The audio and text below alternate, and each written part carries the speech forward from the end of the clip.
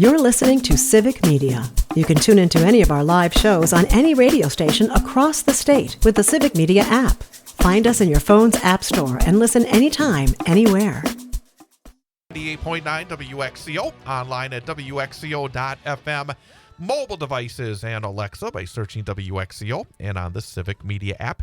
And you can also see what we're up to on YouTube, youtube.com and the 98.9 WXCO channel. And you can actually go back and watch this little discussion we're going to have on YouTube as well. And we're very happy to do as we every month, get a chance to talk about the Wausau Sustainability, Energy and Environment Committee. And today, got a pair of guests. We have Christine Daniels back. Christine, good to see you again. Hello, good morning. And Jean Abreu, great to see you again. Thank you. And today, we're going to talk solar, aren't we? I'm so excited. The sun is shining on our discussion, but solar. And the thing about it is, solar's been around for a long time, but there's still so many misconceptions about it. I think there's still a lot that folks don't understand. And I'm going to kind of open it up with a kind of a simple first question, because you've both been around, you've used solar. That's one of the things that's interesting about this. What is a misconception that maybe people have about solar energy that you've learned in your experiences, both as customers and maybe just in the studies that you've had? Ooh. I went off script, and all of a sudden I've completely thrown you for a curveball because I threw it off script. Because I do think that there's a lot of misconceptions out there, isn't there? Do people think it costs more for solar? I think so. Well, people, are always worried about, of course, the upfront cost and what that means. And I guess I hear a lot, well, it won't even pay for itself in 30 years. And that's not true, because what it does is it stabilizes your energy cost for the next 30 years. So as other people are going up to, right now, I think it's like 13 cents. It's destined to continue rising. And if you can lock in your energy rates at, at 8 cents for the next 30 years, in the long run, you're winning financially. Well, you obviously made the big decision at Good News Project to go solar. And everything you've said, it's been positive. Would that be fair to say? Yeah, it's not only positive, but it's exciting. I kind of geek out about the whole thing. So we added 3 solar arrays on our building, and we increased our capital campaign that we were in the middle of in order to pay for it. When we first began researching, we learned that there were a lot of rebates, both from Focus on Energy for nonprofits and businesses. And as a co-op, the more people that would buy in a specific calendar year, the more of a rebate people would get, because then the companies that were doing the installation, I shouldn't say this in the past tense because this is still the case. They do this co-op buying. They can look ahead, make all the purchases because they know, hey, we're going to put solar on 60 buildings this year, and they get a better rate when they're purchasing larger amounts as well. So the kickbacks go back to the customer.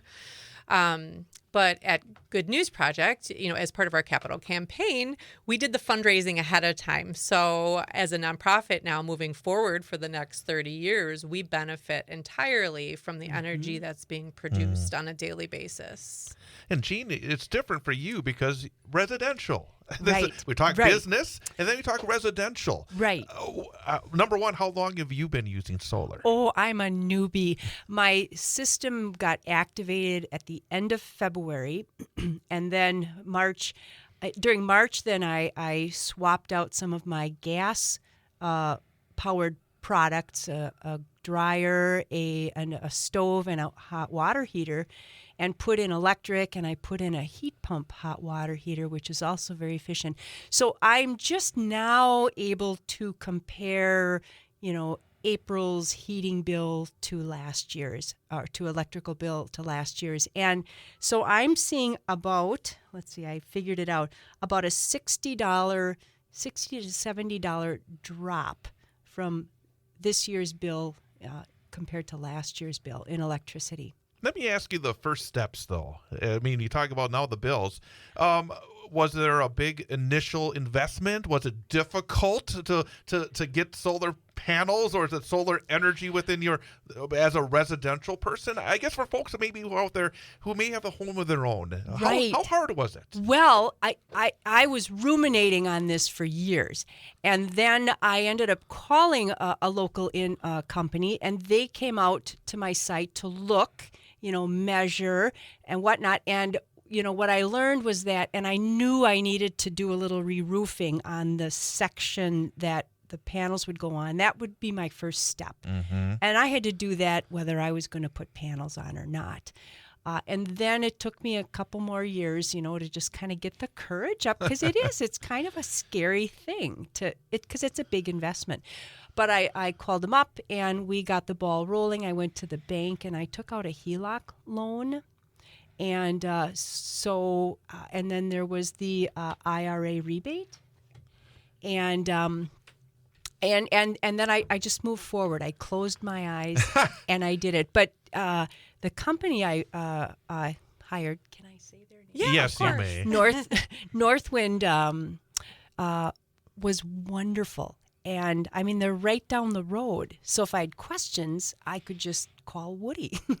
If I had problems, I could just email, and they were right there. So it was all very local. And the panels were made in America. They're produced here.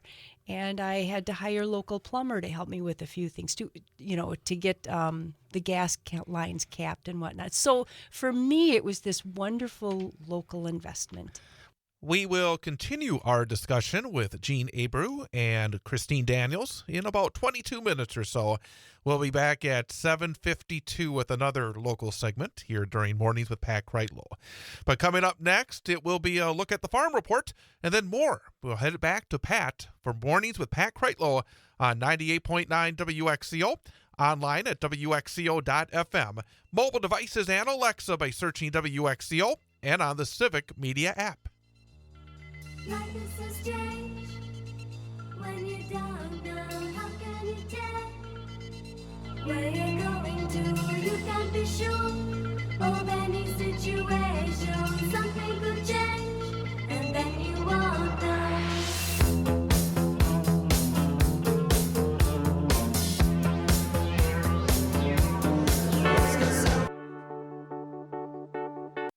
You're listening to Civic Media. Stay up to date on the latest news and information for your local community and Wisconsin by signing up for our free email newsletter. Visit civicmedia.us/email to get started. And Christine Daniels of the Wausau Sustainability and Energy Committee talking a bit about solar here this morning. And before, in our first segment, we talked to Jean about, as an individual, getting solar. And I asked her, any regrets? Oh, none. Okay. None. And by the way, you get this wonderful app that you can be checking, and I'm not a numbers person at all, but this app lets me see that every day, even when a day like today where it's overcast, I will be producing more electricity than I need. And then my electricity gets sent to the neighbors and they're paying for it, so it's not free energy for them. But it's clean energy. But it's clean energy, and it's just a way of reducing our dependence on coal. And we have you as a residential person. You have the business aspect here with the Good News Project. And the city has, I guess you put their toe in the water? Yes. Would that be the best way to describe Yeah, it? I think so. It might be more of an ankle or a knee in the water I at this think so. point. Yeah. I mean, we received a report at our last Sustainability Committee meeting, and we had guest speakers from the Couliard Foundation to talk about how the work that a task force did a couple of years ago to put solar panels and arrays next to the new water treatment facility, what that could do for the city. And right now, it's really in the phase of understanding the numbers, Yes. and then next taking it to the finance committee.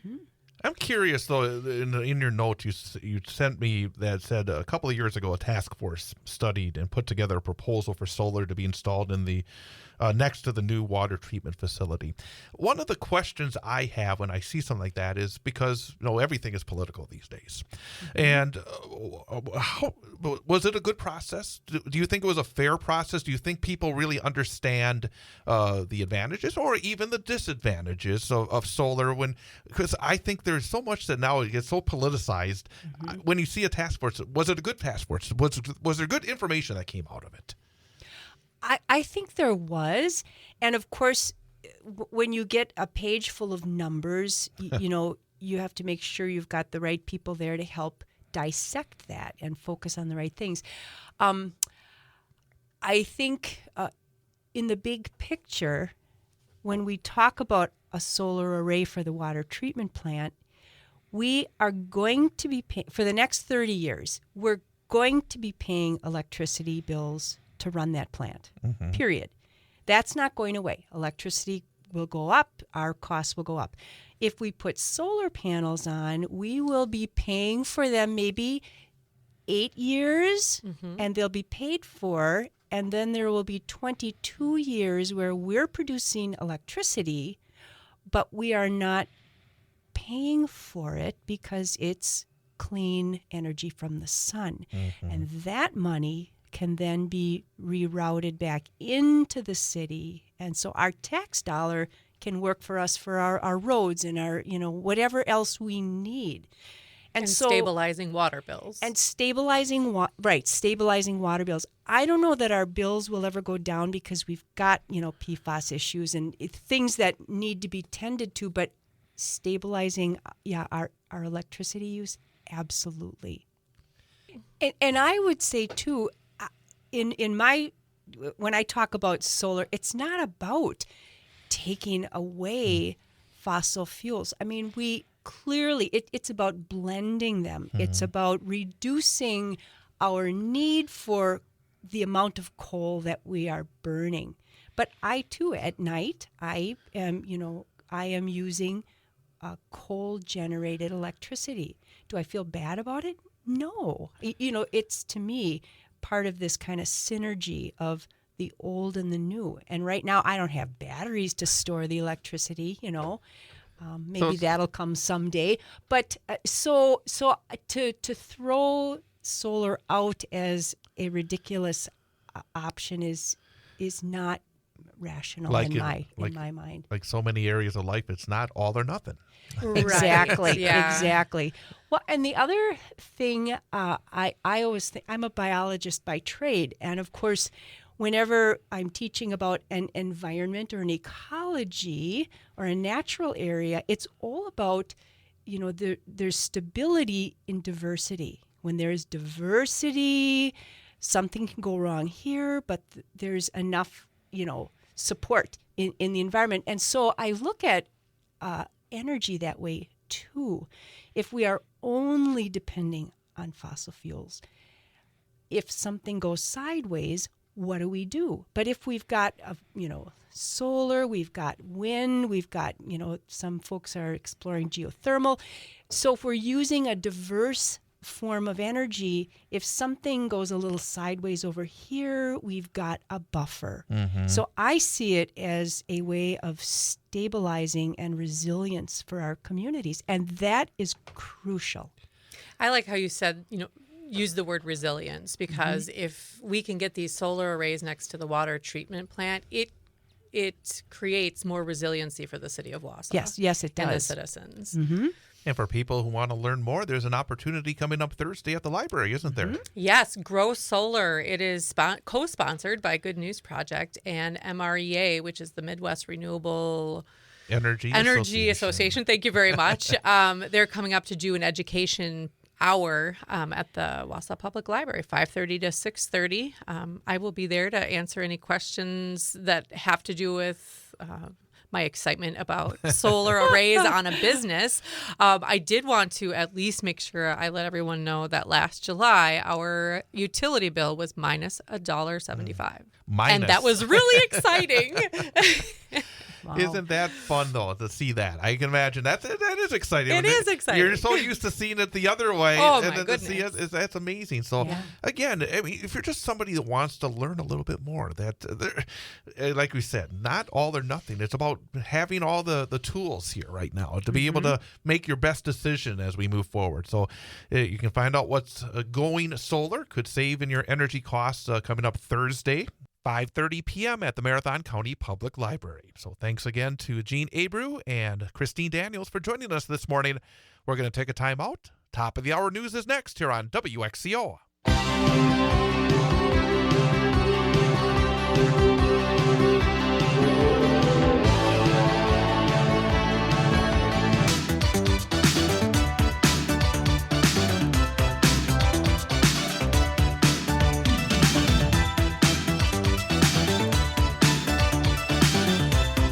And good morning once again, everyone. The time is 8:22. Currently 65 degrees under mostly cloudy skies here in downtown Wausau. We are live from our studios at the corner of Washington Street and North 3rd Street here on this Hump Day Wednesday morning, June the 25th of 2025. I am Chad Holmes along with Ian Welsh. A quick note that in the first hour we had an opportunity to speak to Gene Abreu and Christine Daniels from the Sustainability and Energy Committee here in the city of Wausau, talking about solar power. What we heard in the first hour is only part of the conversation. In fact, if you want to hear unedited our entire conversation, you can see it and hear it on our YouTube channel. Go to youtube.com and go to the 98.9 WXCO channel and be able to see and hear our conversation. We recorded it yesterday after the program. And also coming up, once we get done with the program, we put up each and every day under our WXCO news section our local segments here during Mornings with Pat Kreitlow. We have them all put in one easy-to-listen-to podcast. So it's roughly 30 minutes each day. You get, as part of the in that segment, in that section of the website, you also are able to hear the WXCO News Roundup. Get all the local information that you need to start off your day, or even during the rest of the day, just be able to listen to that. And then also it has our Wausau. What is the how? They have the Wausau. I'll get it for you eventually here. The our Wausau. What the heck do they call that? Let me grab it here. Wausau Morning Report. That's what they call what we do here now. The Wausau Morning Report. So every day we do have it put up as a podcast, so you can listen to it all in one sit down real quickly. And even you can actually speed it up from time to time. You listen to podcasts a little faster to get if you want to listen to a lot of podcasts. So again, our Wausau Morning Reports here, 22 and 52 after the hours in the 7 and 8 o'clock hours, are able to be listened to as a podcast, both on the website and also through Spotify and Google Podcasts, Apple Podcasts as well. There's no Google Podcasts anymore. They shuttered that. So, Ian, good morning. Good morning, Chad. How are you doing? Doing pretty good, actually. Last night was our first rehearsal for the Comedy of Errors with River and Woods Theater. We had a lot of fun reading through the script and getting a feel for our characters. It's actually a very funny show. Oh, and script-wise, it's actually not very long either. It's only 43 pages long. With the way that you read it, though, it's close to probably 2 hours. But it should be a very entertaining show. Very good. So hopefully it'll be a good process. And when is the show again? Oh, let's see. The shows will take place in the middle of August. That'll be the 14th, 15th, and 16th. And those will be at a Stewart Park in Wausau. It's an outdoor theater experience because Stewart Park has actually this nice little stage area that we use for doing the shows. And with the Shakespeare in the Park, it's actually going to be multiple performances over the course of those 3 days, because there's an adult show and there's also a kids show as well. The kids show, A Midsummer Night's Dream, will be at 2 o'clock in the afternoon, and then the adult show, The Comedy of Errors, will take place at 6 o'clock in the evening. And those will be happening all 3 days. And tickets are available if you want to purchase them now. You can get them by going on the River and Woods Theater's Facebook and click on the link to get your tickets early. Very good. Wanted to mention here real quickly, yesterday it was announced that Wausau West High School has a new athletic director as I saw your post. Yeah, as Wausau West is named B.J. Brandt, who has been for the last 11 years the head hockey coach at Wausau West, as the new athletic director. Jason Foster has been the athletic director, but he has been promoted to an assistant principal position at Wausau West, so he'll still be at West, but now Coach Brandt has been named the new AD at Wausau West, and again, it's a little bittersweet because as part of the gig, you're not able to coach anymore. So he has to release his duties as Wausau West hockey coach to take over as athletic director. That's what Jason Foster had done. He had been previously the Wausau West football coach before becoming the AD. So again, when they get the promotion, it's such a big job. You have to run the entire athletic and activities department at Wausau West, and you really can't be focused on one sport during a season because you're ultimately responsible for running the events. So if there's a basketball game at the same time as a hockey game, it's like, you have to be able to, obviously you got help within the department, but at the same time, it just makes it more easy in terms of saying, hey, you just can't do it. I mean, otherwise you may try to spread yourself too thin. But I just feel like it's been a little bittersweet because I've so enjoyed working with Coach Brandt as the coach of the Wausau West hockey team for the last 11 years. He was able to finish off on a high, taking the Warriors to the state tournament back in March. He finished up with a nice even number in terms of his victories. And in fact, that will be our number for the day. It's going to involve B.J. Brandt. So we're going to have that as our number for the day quiz coming up at the end of the program. So sounds good. We're going to stew on that for a few minutes.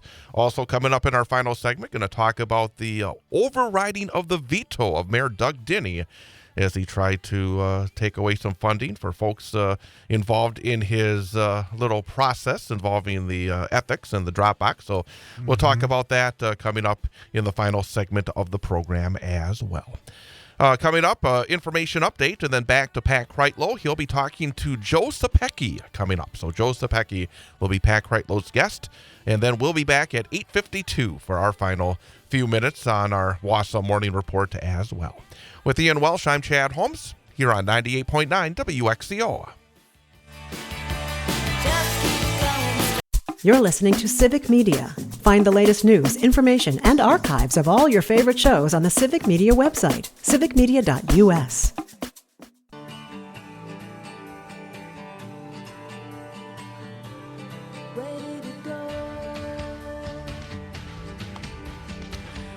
And welcome back. It is Mornings with Pat Kreitlow here on 98.9 WXCO, online at WXCO.FM, mobile devices and Alexa by searching WXCO, and on the Civic Media app.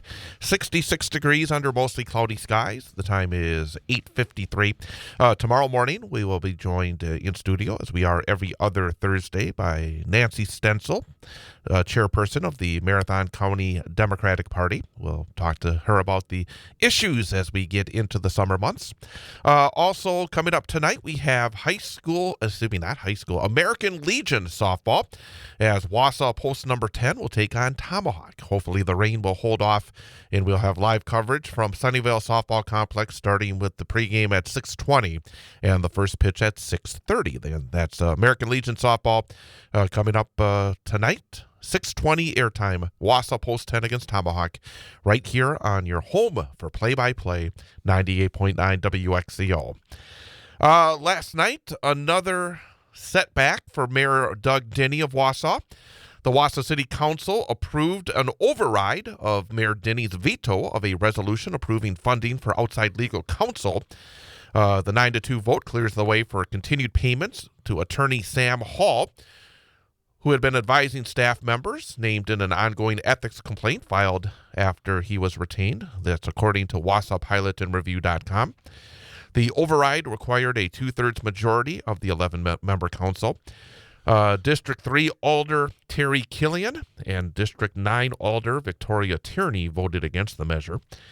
Real quickly, a sidelight. I'm baffled by the political alliance between the Killian family and Mayor Diny. I don't understand it. There's stuff obviously I don't know, but I find it very odd that really the biggest allies that we have seen for Mayor Doug Diny over the past year since he became mayor came from Tom Killian in his articles in the Pilot, and now the District 3 Alder, his mother Terry Killian. But again, I mean, everybody has their rights to whatever beliefs they have, but I just feel like, man, it seems like an odd couple political alliance here, but nevertheless. But the again, this is all stemming again from the continuing ethics issues concerning the movement of the drop box nearly a year ago. Yep. And when I see again the continuing battles between the mayor and the council and the issues and everything that's been going on in the past year, I recall Mayor Diny, then councilperson Diny, sitting in this studio talking about how he was going to come in and just do the job. That, what Mayor Katie Rosenberg was getting way too involved in all these other issues. That, we can't be standing up for those disadvantaged in our community. No, that's out of your lane. You cannot be standing up for a community for all. No, that's out of your lane. I shake my head when I think about where we were to where we are. It's because hypocrisy. we had a mayoral candidate and folks around him, supporters of him that ultimately got him into office, that were so upset that the previous mayor would stand up on some, I would say, very important issues and say there's a right way to do things and there's a wrong way to do things. There's a right way to support our citizens and there's a wrong way to support our citizens. And now for the past year, it's been nothing but chaos. And we talked last week about the number one, the article put out by Serene Seward, and then that was endorsed by Mayor Diny about going to a city manager form of government. Yeah, and I go back to what Lisa Rasmussen said in a response to it, that you have to make sure it's the form of government that's the problem and not the person that's ultimately in the position. And again, for a then candidate Mayor Diny now, who is going to just bring in competence in City Hall. He's going to come to work every day and just do the job, do the important tasks of running city government. And it's just been nothing but chaos ever since he hauled away that drop box, and we see vetoes that are being overridden over and over again. Again, I don't understand, again, the folks that were so against Mayor Rosenberg standing up for, again, the citizens of this community and asking, hey, what's so bad about a community for all? So again, I see this story and it just makes me shake my head. But the whole thing is just baffling. It is going to continue. The way it describes it is baffling. Well, the mayor still has 3 years in his term, so hopefully he'll be able to, at some point, be able to settle things down just a little bit. I'm still waiting for him to apologize for the drop box issue. You're going to be waiting for a while. I had a feeling. I don't think he's going to be offering any apologies anytime soon. Nope. Okay, well, let's finish things up with our number for the day. Every weekday, we wrap it up here at about 8:58 with the number for the day quiz. I give Ian 3 different choices, one of which is our number for the day. And based on the math, he needs to get 1 out of 3 or better correct. 33% in order to have a passing grade. If he gets more right than wrong, it's a winning week. An A grade is 4 out of 5, and then the A++ is, of course, the perfect week of 5 out of 5. And so far this week, you are 1 for 2, so 50%, which is where you'll like to be. As I mentioned earlier, Wausau West High School announced a new athletic director yesterday, as B.J. Brandt, the longtime hockey coach, is moving into that position. With his new job as AD, he will be vacating his position as hockey coach at Wausau West. The number for the day is, in the 11 years that B.J. Brandt was the head hockey coach at Wausau West, how many wins did he have? How many wins? How many wins? And your choices are 150, 200, 250. So it all ended up by a nice even number. Okay. 150, 200, or 250. This is how many wins he had as his As head hockey coach at Wausau West. 150, 200, or 250. Those are all impressive numbers, but focusing. Okay. Yeah, I'm going to say that he had. Well, I'm going to say a 200. I'm going to go with 200 as my final answer. All right. When Wausau West defeated Eau Claire Memorial in the sectional championship game last March, it was win number 200 for BJ Brandt. Nice. That was his final win. So 200 wins for Coach Brandt. 2 out of 3. That's very awesome, though. Well, you clinched a passing grade. Fantastic. We'll go for more tomorrow. Absolutely. Have a good rest of your day. You too, Chad. Matt and Air on Air coming up next on WXC. The national news cycle never stops, but it can be hard to find news about your local community. Civic Media is dedicated to providing quality local and state news coverage across Wisconsin. With the Civic Media app, you can get notifications about local stories that matter to you and your community. Find the free Civic Media app in your phone's app store and choose notifications from the menu to tell us what kind of news you want to hear about.